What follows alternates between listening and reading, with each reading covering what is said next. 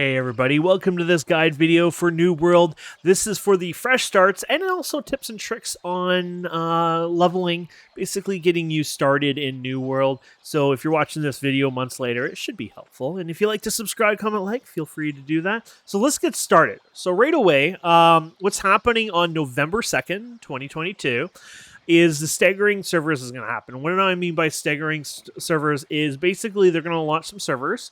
And then once they fill up a bit, they're going to launch some more servers. So the idea is, let's just say, oh, you're at work and the servers launched like 6 hours ago and you're getting home and you're like, well, that sucks. You know, people have had a 6 hour head start. Well, more likely they're going to launch some new servers. It might be, an hour before that. It could be 2 hours later.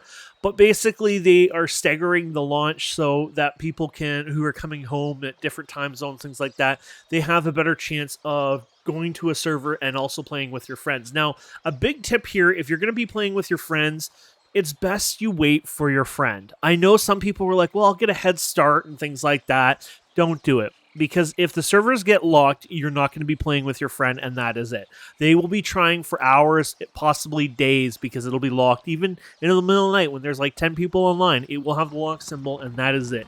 They're not going to be able to play with you, and that's just, that sucks, honestly. So wait, be patient, get your friends gathered up, and then all go to the same server within a few minutes, and you should be pretty safe there. Now, when you're starting out, there is only 2 starting beaches now, so keep that in mind. That's the awesome part of it. So if you want, you could run to your friend, or you should be able to complete the beach part where you go to the town, hand it in the town, and then walk to the next town with your friend in there. Since the updated with the quests and stuff like that, that should be doable from what I've heard from the devs. So that sounds really cool. Okay, so let's talk about leveling. So leveling has changed quite a bit in New World. So when you guys probably played originally, the XP grind was a bit slow. If you go and kill some mobs, things like that, it was pretty hefty. Basically, we mostly did like board missions and things like that. Well, first of all, the board missions themselves have had a huge XP nerf. So don't do town board XP anymore. I think it was like 70-something% EXP nerf. So that's not worth it. What you're going to do now is work towards the main story. The main story has been redone. Now, they say it's like the early game. I think I've heard like 1 to 30, 1 to 25, but it lasts longer than that as long as you're doing other things like side quests, maybe some corrupted portals, things like that. But if you're rushing through the main story, you're not going to make it to 60. But if you do the main story, all the side, all the side quests, and some corrupted portals here and there, probably some other things like some gathering and things like that. If you're not just overly rushing it, you're more likely going to be able to hit 60. Even if you don't make it to 60, here's the good news. The EXP reduction from 1 to 45 was basically 140%. And then from 45 to 60 was another 160% reduction. So basically, there's a massive reduction when it comes to the required XP to get to the next level, which is good for you guys, basically. So that's the beauty of it. The main story also can be 100% sold now. There's an option. So if you want to go to the instance, you can, or you can actually pick another path and do it that way, which wasn't long. I think I had to kill like 20-something odd guys for that. So that was pretty good. Blue notes, you see one there between me and the NPC there. Those guys reward some really decent EXP, and I'm pretty sure they might even scale. I'm not 100% on that, but I feel like they might have been scaling. Either way, if they give really good EXP, there's several hundred of them around the world. Like, literally, they're all over the place, worth grabbing. If you want to read them, you can. Some of them are voiced over, I noticed, which is kind of cool. The majority of them are not. But that was pretty cool. Roads, when you're getting around the world, the roads now have a 15% buff. Yes.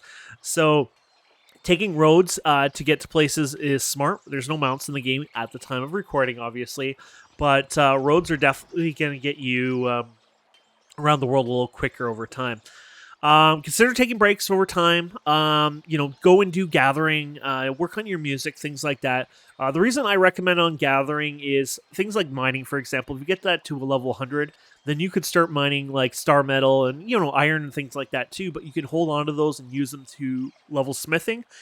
They also will have a lot of value later on anyways, because star metal is like one of those ones that everyone needs and wants.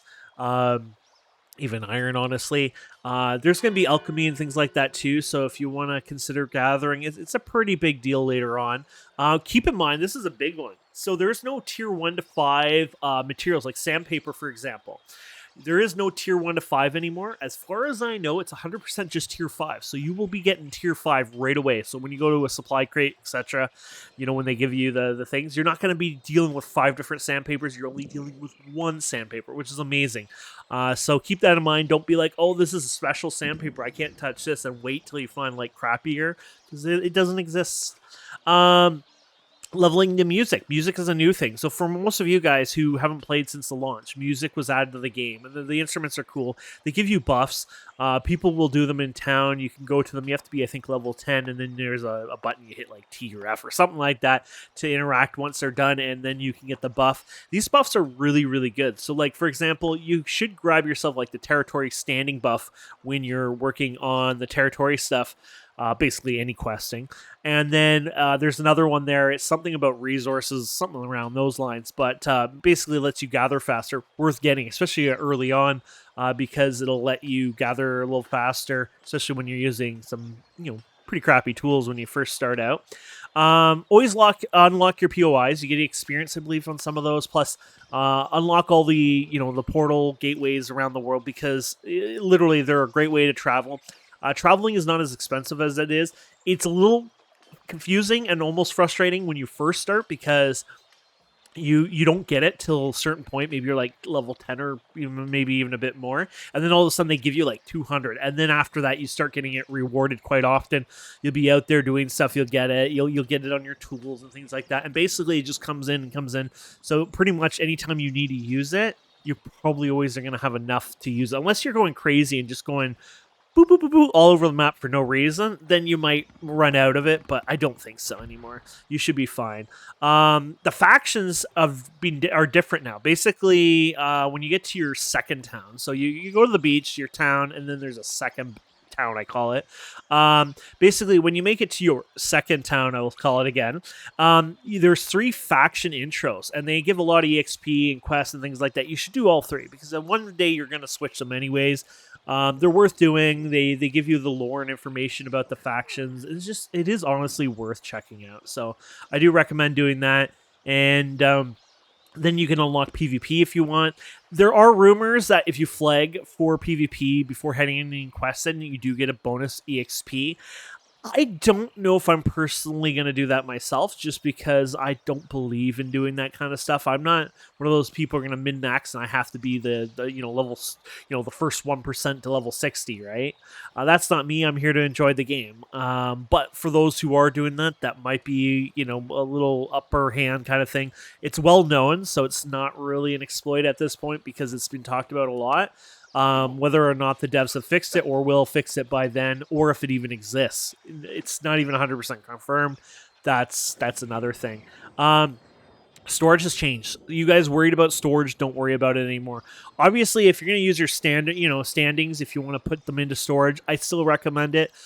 Because anything else that is percent wise, first maybe the first points you put in is like 5% next to 7, and then like 9, and then 10 or 11 or something. Basically, every time you level them up, they're very they diminishing returns. So it's kind of like So if you want to put some into harvesting speed, things like that, sure, go do that. But if you want more storage, go for it. But it's not a big deal. Every settlement that you go to will unlock a linked storage. Now, it's not all in one storage. It's like before, where it's you store it in this place and that place, but you can open them up anywhere you are in a settlement, obviously at a storage shed, and you can literally just go and say, I'm going to grab these items from that place. Boom, you're done. That's as simple it is. Each of them was about 1,000 weight, I believe, and so that's not so bad. So for those people who maybe weren't super gatherers, or people who, needed a ton of items and hated the old system, obviously, you might even want to skip, putting the points in, your standings into storage. I think I'm not going to bother. I think I'm going to put mine into that. But at the same time, you should have a lot more storage than you ever had before. But obviously, the min-max people mostly put it into the storage again. So the trade post also is similar. The trade post is linked around the world. So if you sell something, in one town, another town can buy it. I don't even think there's a fee or anything like that between towns. There might be the taxes and stuff, right? But basically they opened that system up. So that's pretty much it. It was just a little intro to the game. I think you guys are going to have a lot of fun. When it comes to, finding items and stuff like that, just salvage them away. If you want to put them on the trading post, don't put them in expensive. Don't say, oh, this is worth 200, 300, because honestly, on the main servers right now, like especially when you're leveling the low level stuff, a lot of it's going for like 10, 20 gold at most. If you set them too high, people aren't going to have the gold to buy them, and they're just going to sit there. You're wasting your time. You wasted the gold to put them up there, because the more gold you set them, I think the higher the cost is, and you're just losing, honestly. Might as well salvage it or put it on for a few gold, and that way you're helping a fellow person on the server. But it's up to you. I'll let you guys play those mini games with the economy there, but either way, yeah, November 2nd is the launch. I'm looking forward to it. I hope to see you guys and gals and everyone else there as well.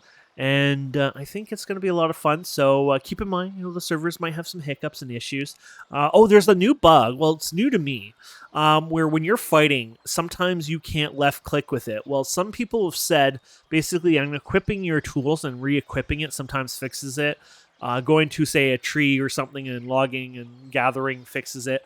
I've had some very bad issues with that. Personally, the one that works for me is I just Alt F4. I wait like 2-3 minutes, just go get myself a drink, go to the bathroom, whatever, come back, relog in, and then I'm able to fight. Like I would say like a 24-hour period, like actual 24 hours playing. I've had it happen 3-4 times. And then I was on another server before that, and it never actually happened. I played it for probably 20 hours. So I don't know actually the hit and miss and chance of and why it happens. It's a bug the developers know about, and they are putting a lot of time into researching and figuring it out and trying to solve it. But it's probably one of the biggest bugs I've noticed that could frustrate a lot of new players, and I thought I would mention it. But yeah, keep in mind that we're all here together. There's going to be some hardcore players on here. You're going to have to ignore that. Try not to troll the chat. We're all buddies. We're all here to have fun, and hopefully, this helps kickstart New World. From what I've seen with the devs, there's so much new content coming in the next 12 months, and they have a lot of good plans, and it looks like they're trying to really put a lot of more hardcore PvE into the game. They're even doing cross server PvP and things like that, so they're really putting a lot of effort into the game. So it looks like New World is here to stay, and I think this rebirth, the relaunch you can call it almost, for November 2nd is going to be a big deal. So anyways, thank you so much for watching. Please don't forget to subscribe, comment, like, and we'll see you soon. Bye.